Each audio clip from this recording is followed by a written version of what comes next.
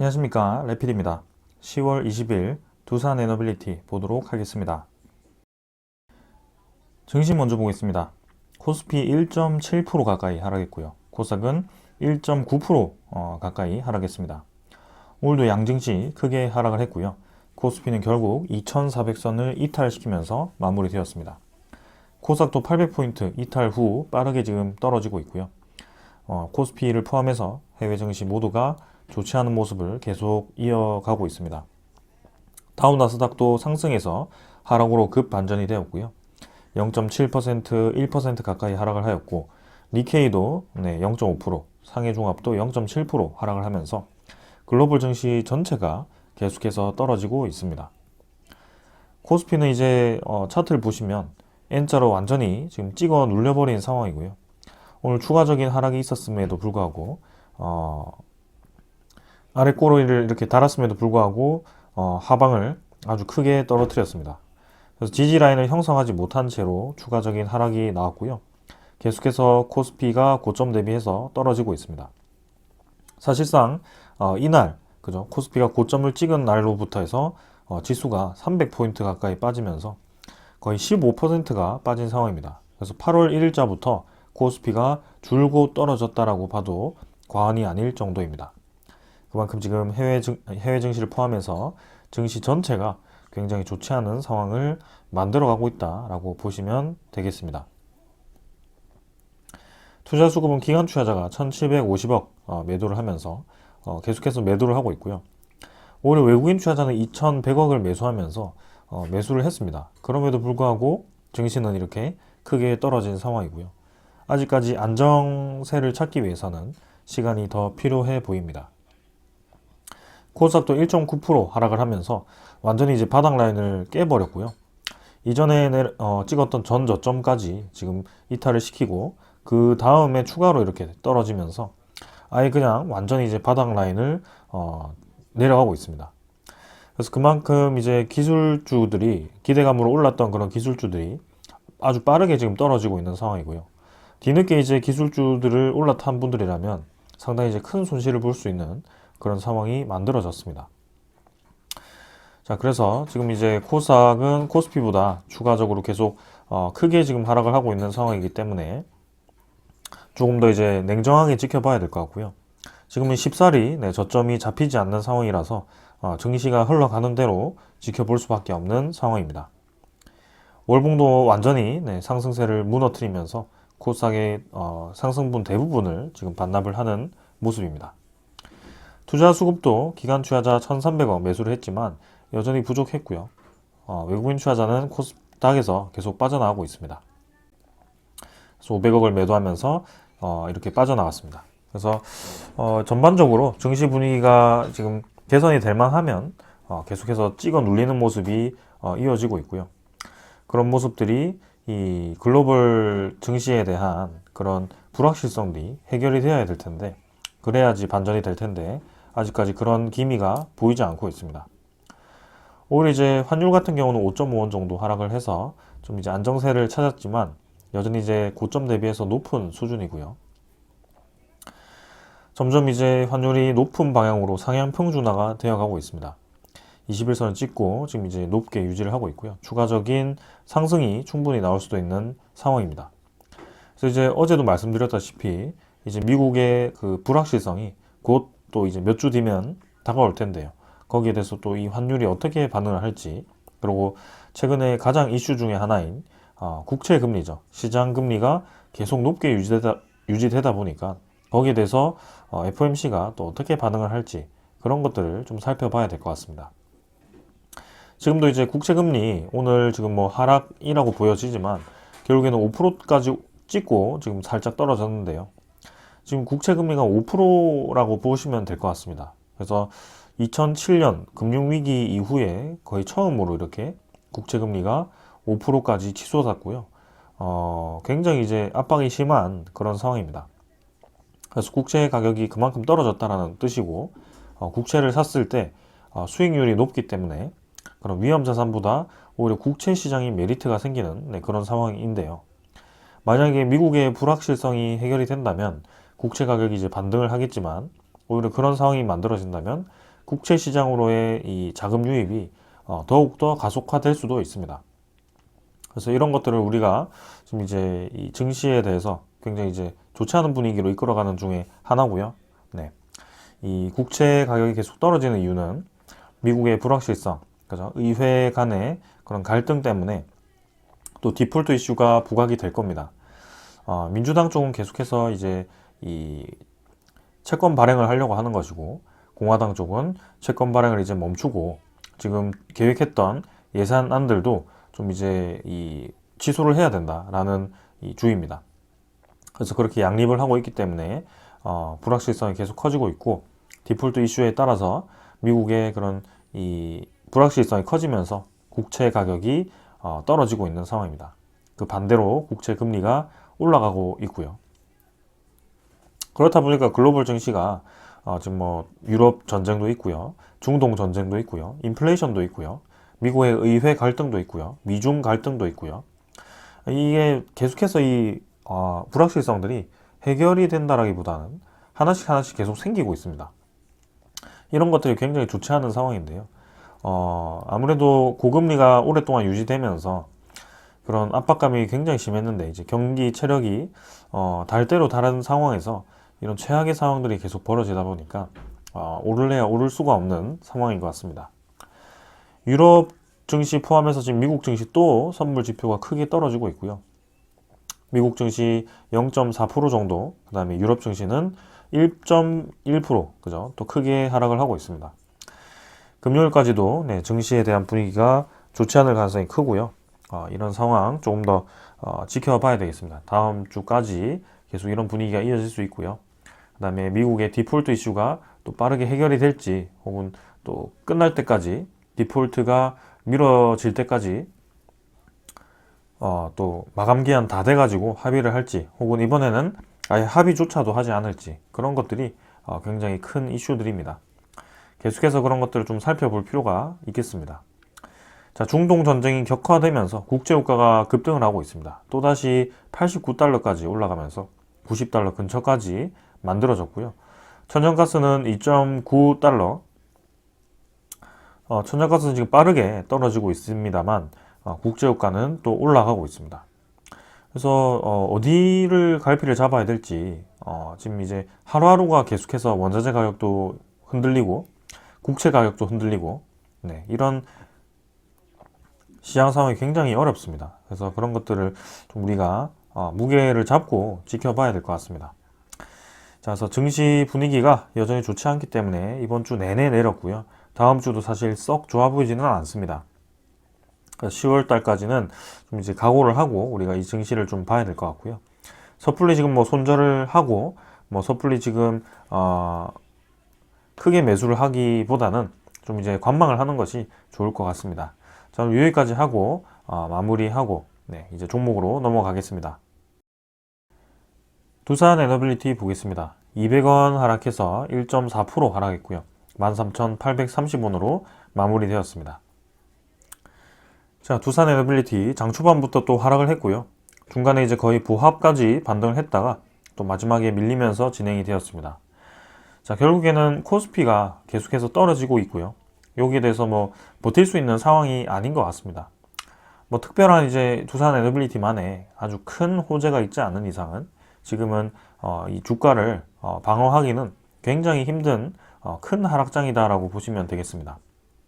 그래서 2600선에서 2300선까지 코스피가 밀렸고요. 15%가 주가가 떨어진 상황이기 때문에 두산 에너빌리티 개별 종목도 결국에는 15% 이상 떨어질 수밖에 없는 그런 상황이었다라고 보시면 되겠습니다. 지금 하락세가 사실 두산 에너빌리티의 악재 때문에 떨어진다기보다는 전반적인 코스피 종목 모두가 지금 떨어지고 있기 때문에 그런 것들을 좀 염두를 해 두시면 되겠습니다. 증시 분위기가 다시 좋아진다면 다시 이 하락분은 메워질 수 있기 때문에 시간을 두고 좀 지켜볼 필요가 있겠습니다. 시간외 거래는 거의 뭐 평소처럼 크게 많이 없었고요. 13,820원으로 마무리되었습니다. 거의 동일하게 진행이 되었고요. 일별 거래는 299만 주로 전날과 거의 유사했습니다. 그래서 어제도 내렸고 오늘도 내렸고, 사실 뭐 10월 달 들어서 9월 말부터 해가지고는 뭐 거의 상승 없이 꾸준히 지금 떨어지고 있습니다. 그래서 17,000원 정도에서부터 13,000원대까지 한 20% 가까이 지금 주가가 떨어진 상황이고요. 증시가 밀리다 보니까 어쩔 수 없는 그런 상황이 벌어진 것 같습니다. 자, 그래서 일단은 증시에 대한 분위기가 안정화되는 것이 우선이고요. 그리고 두산 에너빌리티만의 호재가 좀 우리가 기다리는 소식들이 있기 때문에 그런 소식이 좀 나와서 방어를 좀 해주었으면 하는 바람입니다. 뭐 차트는 볼 것도 없습니다. 네, 그냥 코스피 하락 따라서 줄곧 떨어진 상황이고요. 앞서 제가 말씀드렸다시피 코스피가 8월 1일자로 고점을 찍고 줄곧 떨어졌습니다. 두산 에너빌리티도 마찬가지입니다. 여기는 18,000원 크게 넘어가지 못한 상태로 주가가 이렇게 쭉 떨어진 상황이고요. 두산 에너빌리티만 이렇게 하락했다라기보다는 그냥 증시 따라 같이 하락했다라고 보는 것이 맞습니다.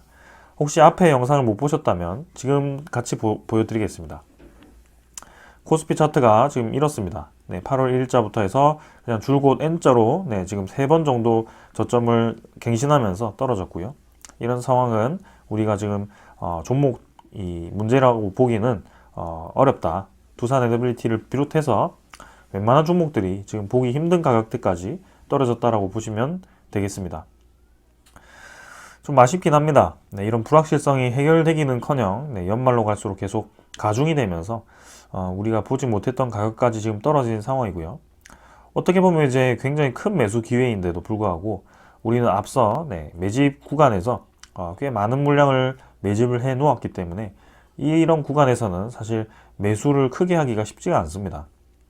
그래서 조금 더 기회를 봤다가 저점이 잡히면 저는 이제 추가 매수를 진행할 예정이지만 확실히 지금은 이 추가 매수를 하기에는 부담스러운 구간이기도 하고요. 네, 일단은 시장의 안정화를 찾기를 기다려야 될 것 같습니다. 자, 그래서 뭐 차트는 더 볼 게 없기 때문에 넘어가도록 하고요. 뭐 사실 월봉도 네, 거의 쌍바닥 찍는 지점으로 지금 도달을 했습니다. 그래서 한번 이 추세를 좀 천천히 살펴보도록 하겠습니다. 투자 수급은 기관 투자자가 27만 주 매도를 했고요.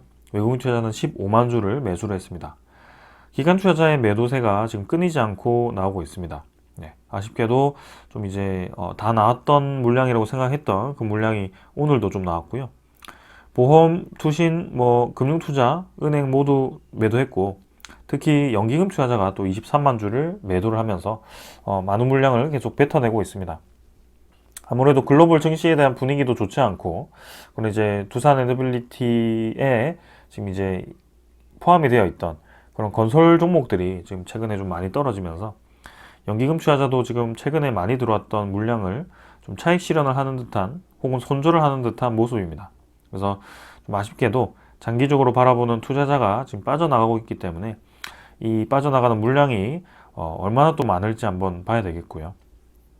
외국인 투자자는 또 오히려 지금 이제 매수를 해 주었는데 한번 뭐 이 하루 정도 매수 가지고는 보기 힘들기 때문에 쭉 또 이어지는지 살펴보겠습니다. 그래서 원래 같으면 이런 이 옵션 만기 이후부터는 외국인 투자자가 줄곧 매수를 해주면서 공매도 상환을 해주면서 주가를 좀 올려야 하는 타이밍인데요. 지금 이제 그런 모습보다도 오히려 이제 계속 증시와 함께 떨어지다 보니까 좀 아쉬운 점이 큽니다. 증시 분위기가 개선되기가 지금 쉽지 않기 때문에 우리가 뭐 지금 종목 이 차트 하락을 보고 분석하기는 무리가 있다라고 보고요. 우리는 수급도 사실 지금 이런 상황에서는 뭐 수급이 어떻다라고 말씀드리기도 큰 의미가 없다라고 봅니다.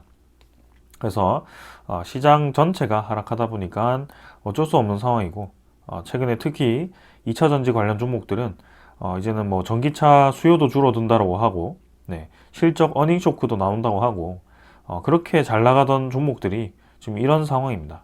네, 그래서 우리가 뭐 두산 계속 이제 하락한다라고 좀 좋지 않게 얘기하시는 분들이 많은데요. 그런 분들이 그리고 또 2차 전지를 얘기를 하곤 했었죠. 한참 올라갈 때. 근데 이제 지금 이제 어떻게 이 2차 전지를 바라보고 계신지 모르겠지만 결국에는 지금은 저렇게 좋지 않은 종목, 좋은 종목 이렇게 판단하는 것이 중요한 타이밍이 아니고요. 전체적인 시장이 안정화가 돼야 된다. 좀 기다려보자 라는 것이 저의 의견이고요. 우리가 이 기업에 투자를 할 때 왜 투자를 했고 이 기업에 투자를 한 이유를 그리고 기업이 우리가 기다려준다면 올라갈 수 있는지 그런 것들을 좀 봐야 되는 시점입니다. 그래서 좀 그런 것들 위주로 계속해서 리뷰를 해보겠습니다. 일단 뭐 공매도 잔고, 주가가 계속 떨어지면서 공매도 잔고가 뭐 크게 늘어나지는 않습니다. 일 공매도 거래가 여전히 이제 크게 막 많이 작아진 것은 아니고요. 평소보다는 수량은 적어졌지만 여전히 이제 거래량에 비하면 거래 비율은 유지가 되고 있습니다. 그래서 어제도 1202만 주로 크게 줄어들지 않았고요. 오늘도 1204만 9천 주로 2만 주 정도가 오히려 또 늘었습니다. 19일, 20일에도 잔고가 지금 추가적으로 늘어날지 아니면 다시 사그라들지는 모르겠지만 일단 크게 뭐 공매도 거래가 전체 비율이 줄어들지는 않는 상황입니다. 그래서 이런 증시에 대한 상황을 이용해서 외국인 투자자도 그런 것들을 좀 활용하는 것 같고요. 뭐 차트를 열면 이게 뭐 어플을 키면 단 한 종목이라도 올라간 종목이 있어야 되는데 정말 처참합니다. 네, 그래서 참 힘든 장, 오래 기다려 왔는데 좀 힘든 장에서 이렇게 리뷰를 드려서 좀 송구스럽기도 합니다. 그러나 조금 이때까지 잘 버텨왔기 때문에 그런 타이밍을 좀 이제 보면서 천천히 한번 보자라고 말씀을 드리고 싶고요. 결국에는 증시의 전체적인 흐름을 보았을 때 뭐 금융 위기도 그렇고 코로나 위기도 그렇고 증시는 반등해 왔습니다. 그 시기가 좀 이제 밀렸을 뿐이지 하락을 끝내고 반등을 하는 타이밍이 올 거기 때문에 그것을 믿고 좀 이제 장기적으로 바라봐야 합니다. 근데 이제 이런 상황이 오면 항상 문제는 당장 이제 돈을 회수를 해야 되는 분들이라면 좀 이제 힘들 수도 있습니다. 그래서 절대 신용을 하지 말라고 말씀을 드리는 거고 현금을 하더라도 좀 여유 있는 현금을 투자를 하셔야 될 것 같습니다. 자, 일단은 그렇게 좀 보고요. 그 다음에 신용, 대차잔고도 최근에 이제 상환이 좀 진행되어 왔는데요. 오늘은 또 체결이 88만 주가 되면서 상환보다 20만 주가 많았습니다. 그래서 대차잔고 2,900만 주대로 계속 유지가 되고 있네요. 그래서 2,940만 주로 마무리가 되었습니다. 그 다음에 종목 상세는 오늘은 외국인 추정 15만 주 정도에서 82만 주로 마지막에 또 이렇게 매수가 집중되었고요. 어제 매도했던 것 뭐 그대로 채워놓고 추가로 많은 매수를 해주었습니다. 그래서 오히려 주가는 이렇게 떨어졌는데 외국인 투자자는 매수를 해준 모습이고요. 12.7%로 보유율을 증가시켰습니다. 결국에는 13일, 그죠? 금요일 옵션 만기 다음 날 그 주를 제외하고는 외국인 투자자는 지금 전체적으로 꾸준히 물량을 다시 회수를 하고 있다라고 보시면 될 것 같고, 근데 이제 주가가 올라가지는 못하고 있다. 그래서 다음 주에는 어떤 흐름을 보일지 한 번 더 보겠습니다.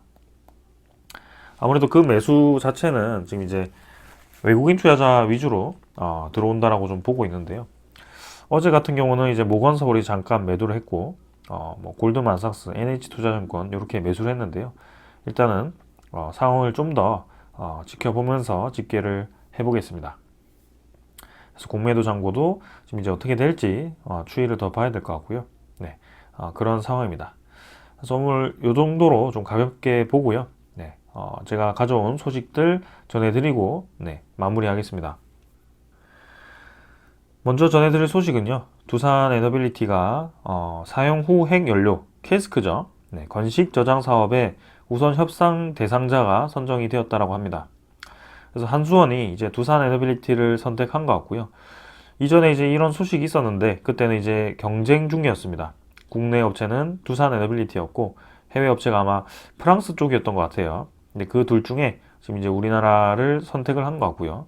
두산 에너빌리티가 건식 저장 용기, 그러니까 핵 폐기물 저장 공간에도 이렇게 이 수주를 따내면서 좋은 결과를 만들어냈습니다. 그래서 향후에는 이제 수조 원대로 이제 예상되는 그런 시장이기 때문에 특히 이제 캐스크 같은 경우는 두산 에너빌리티가 개발해서 미국에도 납품을 했고 그렇게 이제 실적이 좀 있습니다. 근데 최근에 이제 중요한 것은 원래는 이제 습식 저장 용기가 있었는데 지금 이제 건식 저장 용기로 이제는 그 용기에 대한 용량도 이제 늘어난 상황이고 오히려 더 안전하다라고 평가받는 이 용기이기 때문에 그런 것들을 더 주목을 받은 것 같습니다. 자, 그래서 이제 두산 에너빌리티가 이 신규 원전 건설 SMR뿐만이 아니고 핵 폐기물 저장 용기도 이렇게 진행을 하면서 이제는 원자력 해체 쪽에도 이렇게 본격적으로 뛰어들고 있다라고 보시면 되겠습니다. 그래서 이 계약도 이제 우선 협상자 대상자로 이제 곧 계약을 할 거라고 하니 네, 분명히 이제 좋은 소식이 들려올 것 같습니다. 그래서 저렇게 캐스크 계약도 하고 최근에 이제 루마니아 쪽도 거의 이제 계약을 따냈다라고 했으니 두산 에너빌리티에도 한 수천억 정도 수주가 떨어지지 않을까 싶고요. 이제 10월 달에 사우디 방문해서 이제 어떤 소식이 들려올지, 그리고 UAE 쪽에서 에너지 수주 소식이 어떤 소식이 들려올지 그런 것들을 좀 기다려 봐야 할 것 같습니다. 그래서 좋은 소식들이 빨리 좀 오픈이 되어야 될 것 같고요. 11월 달 되면 이제 폴란드 원전에서도 기후환경부가 이제 이 승인을 해줘야 될 때거든요. 그래서 우리나라가 그 기후환경부가 승인을 해주면 이제 합작사 설립을 해서 지분 49%를 투자해서 결국에는 폴란드 원전 건설을 위한 최종 단계로 이제 진입을 할 것 같습니다. 그래서 연말에 좀 이제 그런 소식들이 들려올 거고요. 그 상황까지 좀 이제 증시가 개선이 되기를 바랍니다. 자, 그 다음에 두산 에너빌리티도 이제는 앞으로의 대형 원전 시장, 이 원자력 발전에 대한 시장을 좋게 생각을 해서 이제 산업을 살리기 위해 미리미리 준비를 하는 것 같습니다. 그래서 협력사 경쟁을 키우기 위해서 이렇게 직접 K원전 기술 서포터즈라는 모임을 이렇게 출범했고요. 그래서 제작 착수 전 설명회 개최를 하고 모형 제작용 자재 지원과 품질 인증서 취득 유지 서비스를 맞춤형으로 지원을 한다라고 합니다. 사내 최고 기술 전문가인 기술 명장이 축적된 경험을 전수를 해주면서 이렇게 이제 기술에 대한 이 보급을 진행을 하는 것 같습니다. 그래서 두산 에너빌리티도 혼자만으로는 많은 프로젝트를 쳐낼 수 없기 때문에 저렇게 이제 협력사들을 같이 키워서 준비를 하는 것 같고요. 앞으로 이제 시장을 좋게 보기 때문에 저렇게 진행을 하는 것이 아닐까 싶습니다. 자, 그리고 이제 우리 원전 시장의 대표적인 또 이제 친원전 기업 프랑스죠. 그래서 프랑스 원전 세일즈를 지금 황주호 한수원 사장이 이렇게 준비를 하고 있다라고 하고요. 주한 프랑스 대사와 이제 회동을 해서 에너지 전환 달성을 위해 원자력 산업에 대한 역할, 의견을 나누었고, 프랑스의 이제 신규 원전에 대해서 수주 전에 들어가겠다라는 의지를 내비쳤습니다. 신규 원자로를 지금 6기에서 14기까지 건설을 한다라고 하니까 프랑스도 굉장히 큰 시장이고요. 프랑스도 이제 미국 웨스팅하우스와 프랑스 EDF, 그리고 우리나라 한수원 이렇게 해가지고 어떻게 보면 이제 이 친서방 국가들의 대표적인 원전 국가 중에 하나죠. 그래서 이 국내 이 시장이라면 사실 굳이 우리나라 쪽에 주지 않고더라도 이 EDF 쪽에서 수행을 할 거라고 보는데, 그래도 이제 우리나라의 뭐 기자재라든지 그런 제조 기술이 필요하다면 또 충분히 협력해서 들어갈 수 있을 것 같고요. 그렇게 이제 협력을 한다면 프랑스 시장 말고도 국외 유럽 시장이라든지 뭐 그런 중동 시장에도 같이 들어갈 수 있지 않을까 싶습니다. 그만큼 지금 전체적인 시장이 커지고 있고 세계적인 트렌드가 이제는 100% 신재생 에너지를 추구하기보다는 좀 안정적인 에너지원까지 섞어서 에너지 믹스로 진행이 되고 있다는 것이 사실인 것 같습니다. 거기에 대해서 이 프랑스 이 원전에서도 좀 좋은 소식이 있었으면 하는 바람입니다. 자, 그 다음에 이제 캐나다에서도 이 신규 원전에 대한 건설을 검토를 했습니다. 그래서 캐나다 총리가 그 건설 계획에 대해서 얘기를 했었는데요. 이번에 이제 그런 내용이 구체적으로 좀 나왔습니다. 그래서 캐나다의 브루스 파워사가 지금 이제 브루스 원전 확장 관련 의향서를 발표를 했고요. 그래서 이제 브루스 원전 부지에 신규 원전 추가 도입 4.8기가와트를 이제 예비 작업을 실시한다라고 밝혔습니다. 7월에 발표를 했는데요. 지금 이제 그거를 이제 이 주 정부와 협력해서 해당 부지 내에 원전 확대 방안을 검토하는 영향 평가를 이제 예비 단계를 수행하고 있다고 합니다. 그래서 사실 구체적인 사업이 진행되기 위해서는 많은 단계가 필요하기 때문에 아직 뭐 멀었다라고 볼 수 있겠지만, 지금 우리가 가시화되고 있는 프로젝트는 아니지만 지금 거론되지 않던 국가들이 계속 거론이 되기 시작했고요. 그렇게 전 세계적으로 한꺼번에 지금 건설을 하려고 하고 있습니다. 그래서 여러분들 입장에서 본다면 내가 어떤 아파트를 사려고 합니다. 근데 그 아파트가 지어지는데 한 10년 정도 걸린다고 합니다.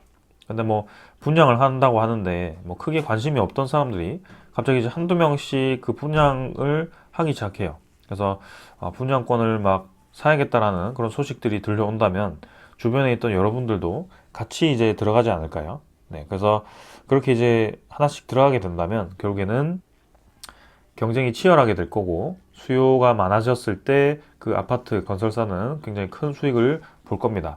왜냐하면 아파트는 한정되어 있고 수요가 늘어나기 때문이고요. 마찬가지로 두산 에너빌리티도 마찬가지입니다. 네, 그런 주기기 제조 기술, 제조력, 이 제조 건설 기술이 거의 톱급이기 때문에 거기에 대해서 전 세계 수요가 분명히 이제 몰릴 거고요. 그런 것들을 잘 쳐낼 수 있게 캐파도 좀 늘려야 되고, 그리고 협력을 해야 됩니다. 그래서 미리미리 준비를 해야 되고, 국내도 협력을 해야 되지만 국외로도 네, 그런 네트워크 형성을 할 것으로 보여집니다. 자, 시장은 최악 상황입니다. 네, 솔직히 최악의 상황이고요. 네, 두산 에너빌리티 주가도 크게 좋지 않습니다. 관련 종목들이 모두 좋지 않습니다. 그래서 그런 증시에 대한 개선 상황 좀 기다려 보도록 하고요. 이런 두산 에너빌리티에 대한 가치는 크게 떨어지지 않았기 때문에 계속해서 주목해 보겠습니다. 저는 여기까지 하고 마무리하겠습니다. 감사합니다.